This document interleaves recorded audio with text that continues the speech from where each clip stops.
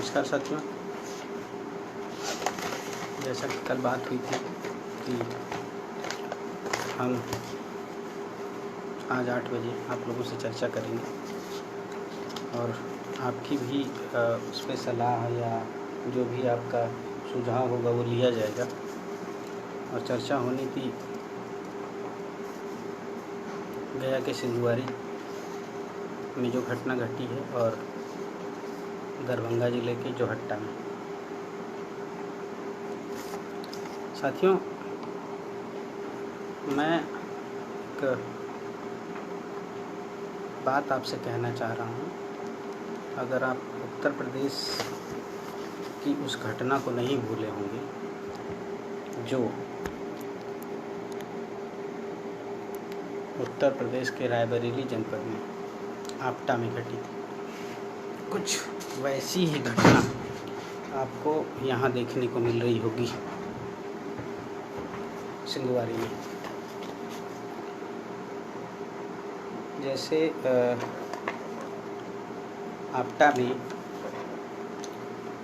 राजा यादव और प्रधान रामजी यादव के घर पर चढ़कर करीब 5-6 ब्राह्मण लड़कों ने बेतहाशा फायरिंग की। विवाद पहले के थे और उनके घरों पे अभी भी गोलियों के निशान शायद मौजूद हैं। जब इनकी गोलियां ख़त्म हो गई तो गांव वालों ने जब एकजुट होकर दौड़ाना शुरू किया तो ये लोग भागे और इनकी गाड़ी एक इलेक्ट्रिकल पोल से टकराई, जिसमें इनके गाड़ियों में रखे हुए हथगोले फटे और ये 4 के 4 ब्राह्मण उसमें ख़त्म हो गए। उसके बाद बहुत से ड्रामे चले, न्याय की बात हुई, सीबीआई जांच की बात हुई, उनके घर की महिलाएं दर दर भटकती रहीं, हजरतगंज से लेके सब जगह प्रदर्शन हुए, लेकिन मिला क्या? सारे ब्राह्मण हर पार्टियों के एकजुट हुए और अनायास ही एक पूरे परिवार को फंसा दिया गया। उसमें उनके रिश्तेदार शिव कुमार यादव जी को भी फंसा दिया गया, जो पूर्व में ब्लॉक प्रमुख रहे।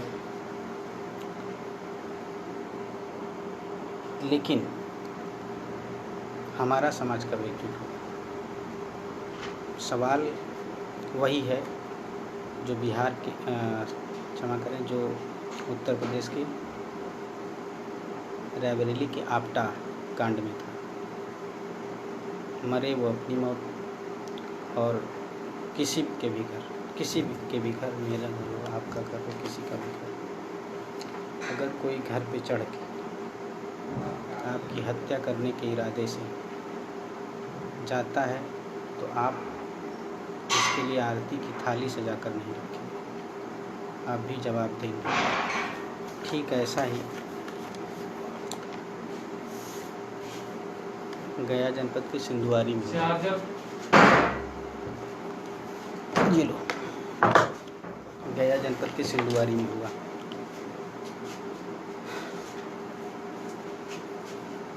सिंधुवारी का मामला कोई एक दिन का नहीं था कि 6 तारीख का मामला है और 6 मई को हुआ, घटना इतनी बड़ी हो गई, 2 समुदाय आपस में भिड़ गए, हत्याएं भी हो गई। ये मामला पूरे 1 साल पुराना है और जो लोग बिहार से संबंध रखते होंगे वो जानते होंगे कि बिहार में एक सेना हुआ करती थी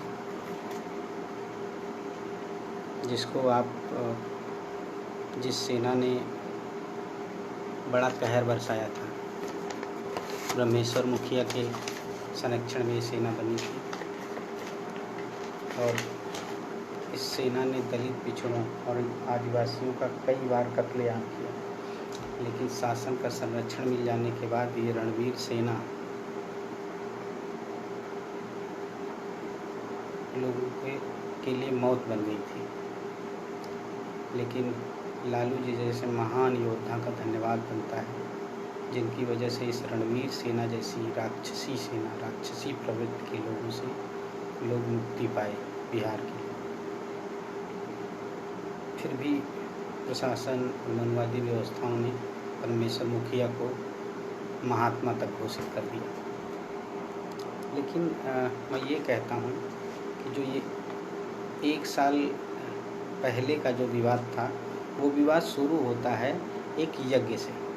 उस यज्ञ में सभी गांव के लोग रहते हैं, पूरे गांव के लोग रहते हैं, जिसमें भूमिहार बाहुल्य गांव है सिंधुवारी, और उस गांव में मात्र 4 परिवार या 4 घर सिर्फ यादव हैं, जिसमें विवाद उस यज्ञ में जो प्रसाद बनता है, खीर, उसको लेके होता है। उसको लेने में, पहले लेने में या बार बार लेने में, जो भी रहा,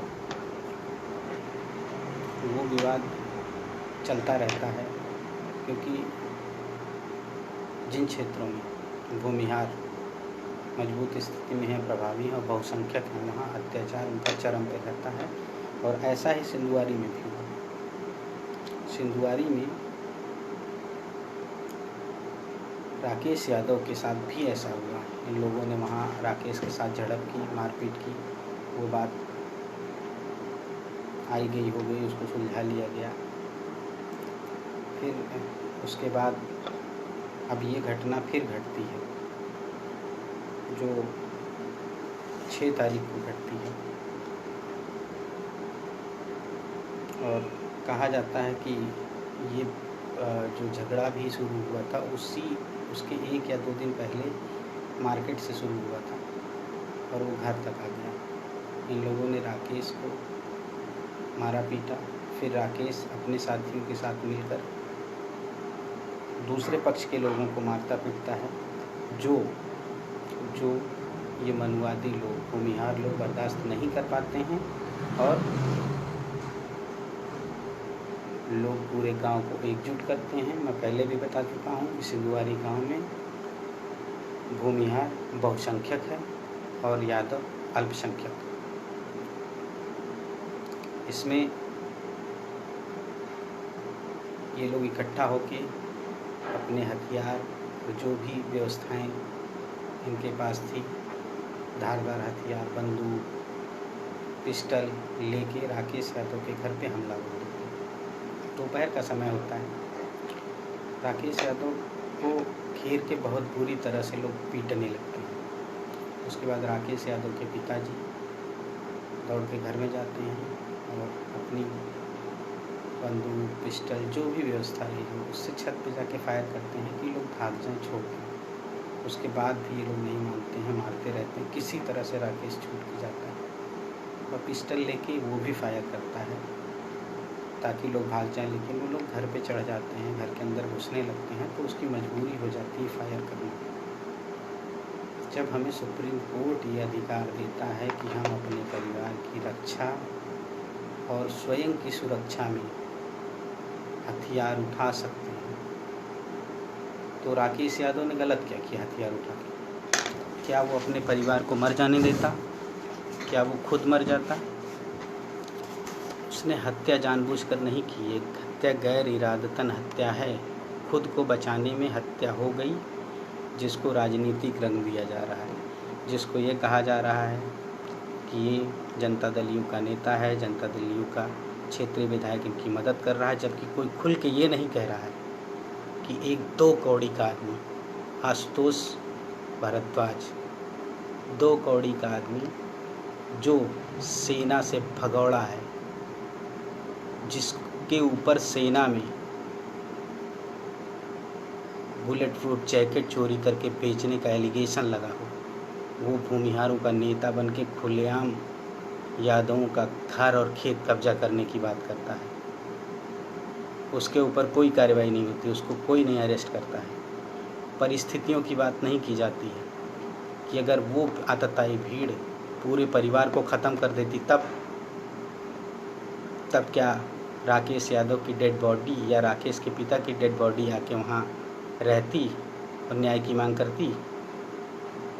जब एक टुटपुर्जिये टाइप के अपने आप को भूमिहार ब्राह्मण महासभा या जो भी उसने संगठन बनाया है, भूमिहार ब्राह्मण एकता मंच, अब जिसको दूसरी तरफ से घुमा के वो रणवीर सेना के पेज बना के चला रहा है और उसको हवा दे रहा है, उसको नहीं आप गिरफ्तार कर पाते हैं। वो बार बार जाके वीडियो बनाता है, डालता है। चारों परिवार दहशत में जी रहे हैं। आज पूरा का पूरा गांव छावनी बना हुआ है, सुरक्षा व्यवस्था में लोग जी रहे हैं, रह रहे हैं, लेकिन फिर भी डरे हुए हैं।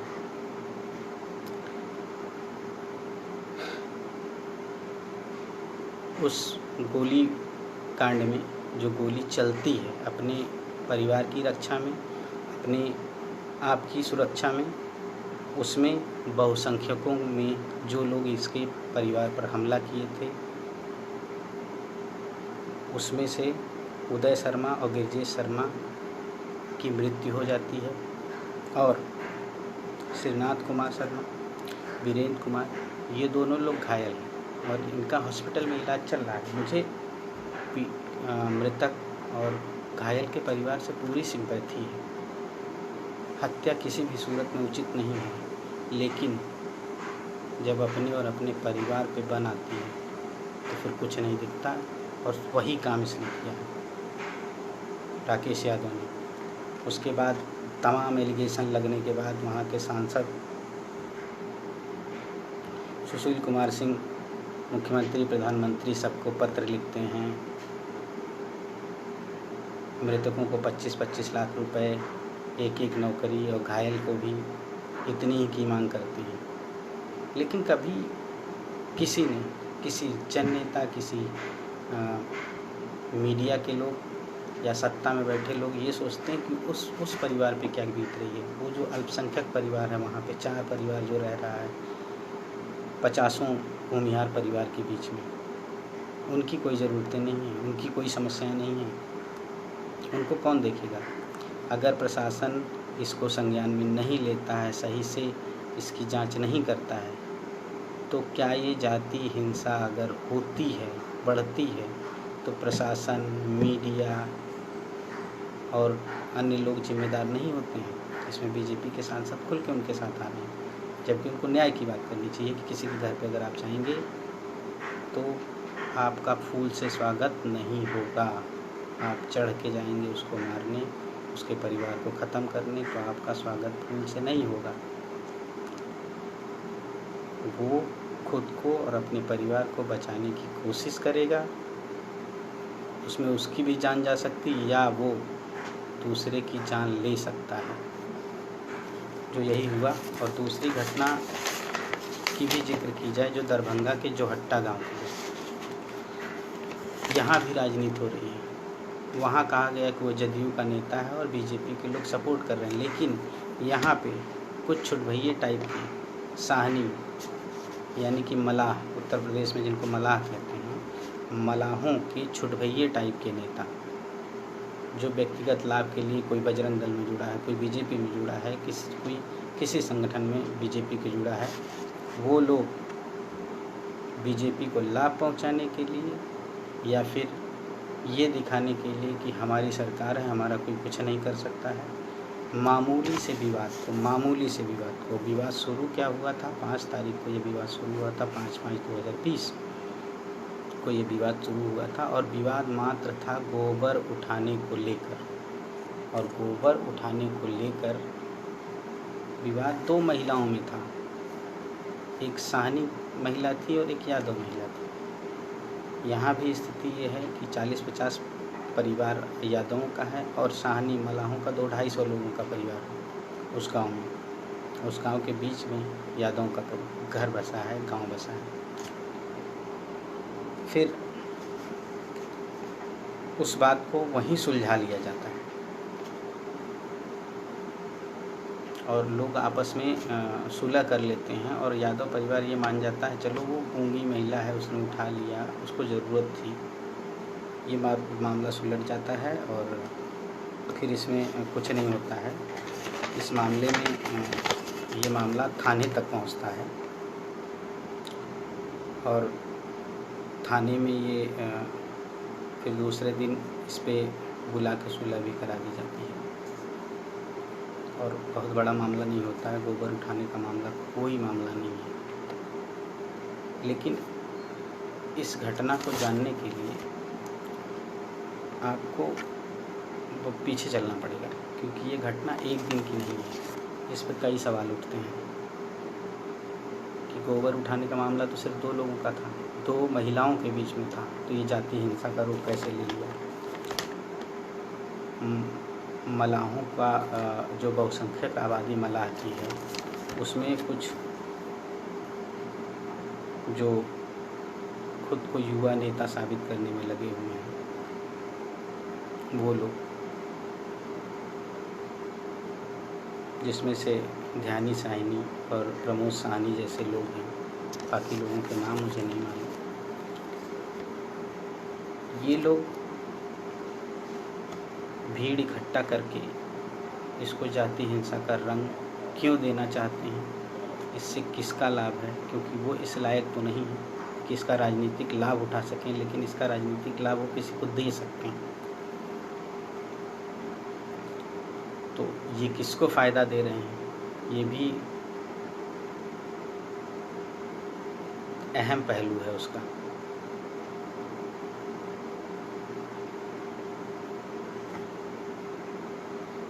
लेकिन उस पर चर्चा ना करके, उस पर बात ना करके, यहाँ भी ये कहा जा रहा है कि इस जाति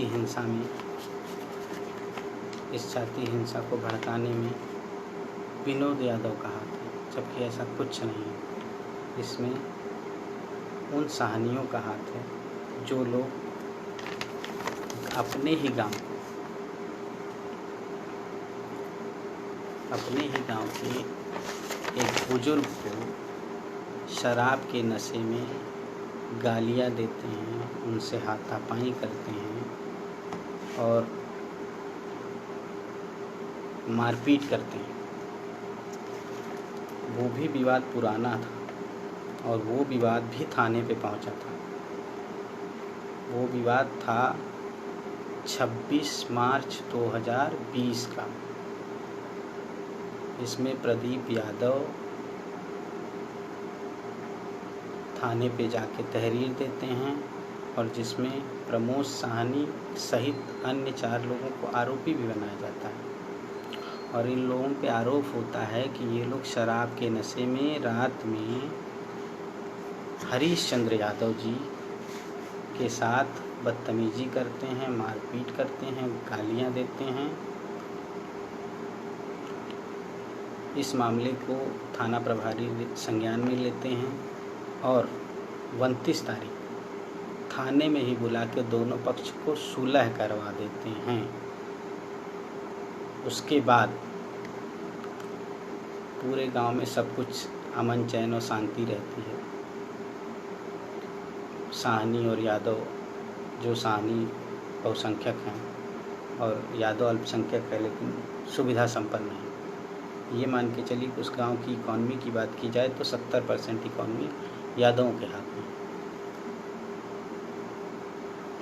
सभी लोग राजी खुशी रहते हैं। लेकिन इसी बीच 5 तारीख को गोबर उठाने का विवाद होता है और इस गोबर उठाने के विवाद को का आड़ लेके प्रमोद साहनी और ध्यानी साहनी जैसे लफंगे टाइप के लोग, जो Bajrang Dal, BJP, RSS type के इन संगठनों से जुड़े भी हैं, चुटभैया टाइप के नेता हैं, ये लोग पूरे साहनियों को इकट्ठा करते हैं घूम के और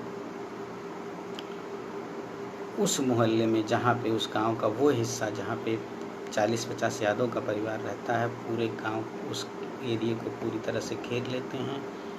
tractor, car, jeep, motorcycle, hand pipe सब तोड़ दिया जाता है। मतलब उस समय जो भी वाहन या जो भी व्यवस्थाएं उनके पास थी, कुछ भी सुरक्षित नहीं बचती हैं, बहुत बुरी तरह से तोड़ा जाता है। उसके बाद जानवरों को भी पीटा जाता है और जानवरों को खोल के भगा दिया जाता है। लेकिन यहाँ कोई ये नहीं कहने आता है कि इनके ऊपर किसका हाथ है। सिंधुवारे में तो खुल के कहा जाता है कि जनता दल यू का हाथ है, और जनता दल यू के क्षेत्रीय विधायक का हाथ है, उनकी सरपरस्ती प्राप्त है। लेकिन यहाँ किसकी सरपरस्ती प्राप्त है? किसको लाभ देने के लिए घटनाएं की जा रही हैं? किसके इशारे पे ये सब हो रहा है? किसके इशारे पे यादव को सभी का दुश्मन बनाया जा रहा है?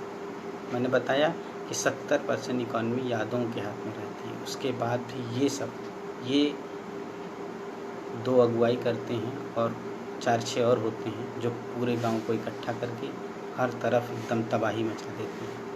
आखिर ये किसके इशारे पे करते हैं? और इसका परिणाम ये होता है कि लोग घर छोड़ के भाग जाते हैं, बच्चे दहशत में हैं। करीब 17-18 परिवार गांव के बाहर सड़क किनारे तिरपाल डाल के रह रहा है और 7 परिवार वहां से माइग्रेट कर चुका है, पलायन कर चुका है, जो कहीं अपने रिश्तेदारी में या किराए पे रह रहे हैं, जबकि वो लोग आर्थिक रूप से मजबूत हैं। उसके बाद भी सिर्फ उनकी आबादी नहीं है। और ऐसा नहीं है कि यादों में उबाल नहीं है, लोग इसका बदला नहीं लेना चाहते हैं, लेकिन कुछ समझदारों की वजह से ये जाति हिंसा रुकी हुई है। अगर पीड़ितों को न्याय नहीं मिलता है दोनों पक्षों में, दोनों घटनाओं पे, तो कहीं न कहीं प्रशासन, शासन और इस जो हट्टा की घटना पे एसओ और सीओ दोनों मिले हुए हैं। दोनों की सह पे हो रहा है जो कुछ हो रहा है। आपको एक वीडियो मैंने कुछ दिन पहले शेयर किया था, 2-3 दिन पहले। स्थिति ये है कि एक व्यक्ति रो रहा है और बता रहा है अपनी व्यथा कि मेरे साथ क्या क्या हुआ, कैसे कैसे हुआ। मैं थाने गया, थाने में मैं बैठा हूँ, मुझे मारा जा रहा है। यस्सो बैठा है, यस्सो की उपस्थिति में उसको पीटा जा रहा है। ये बर्दाश्त की स्थिति में तो नहीं है। अगर कार्रवाई प्रशासन नहीं करता है, नीतीश कुमार सरकार नहीं करती है, तो मजबूरन जाति हिंसा होगी और इसका जिम्मेदार सिर्फ और सिर्फ बिहार प्रशासन होगा और कोई नहीं होगा। बस साथियों, इतना ही चर्चा करनी थी। मैंने पूछा था कि आप लोग कुछ विचार दे सकते हैं तो दें, लेकिन किसी का विचार भी नहीं है। और मैं सिर्फ इतना चाहूँगा कि इस पे आप लोग अपना विचार ये दें कि करना क्या चाहिए आगे, क्योंकि हाथ पे हाथ धरे बैठना भी कहीं से न्याय नहीं होता। अगर आप कहीं भी अन्याय को सहते हैं तो आप भी उतने ही दोषी हैं जितना अन्याय करने वाला, जितना जुर्म करने वाला। तो अन्याय के खिलाफ खड़े होइए। आप तो कृष्ण के वंशज हैं, जिसने देवताओं के राजा इंद्र को धूल चटा दी, तो इस टुटुपुजिया टाइप के 2 कौड़ी के नेताओं की क्या हैसियत है। धन्यवाद साथियों। जय हिंद, जय भारत, जय संविधान, जय श्री।